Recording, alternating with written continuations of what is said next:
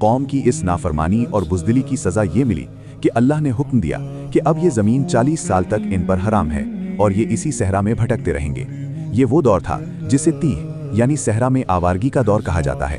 اس دوران تمام پہلی نسل جس نے نافرمانی کی تھی صحرا میں ہی ختم ہو گئی۔ بنی اسرائیل میں حضرت موسیٰ علیہ السلام کا ایک چچا زاد بھائی قارون تھا، جسے اللہ نے بے پناہ دولت اور خزانے عطا کیے تھے۔ اس کے خزانوں کی کنجیاں اٹھانے کے لیے بھی ایک جماعت کی ضرورت پڑتی تھی۔ وہ اپنی دولت پر بہت تکبر کرتا تھا اور اسے اللہ کا فضل ماننے کے بجائے اپنی قابلیت کا نتیجہ قرار دیتا تھا۔ جب حضرت موسیٰ نے اس سے زکوٰۃ کا حکم دیا تو اس نے انکار کر دیا۔ قارون نے حضرت موسیٰ پر الزام لگایا اور نافرمانی کی۔ اللہ کے حکم سے زمین نے اچانک قارون کو اس کے تمام خزانوں اور گھر سمیت نگل لیا۔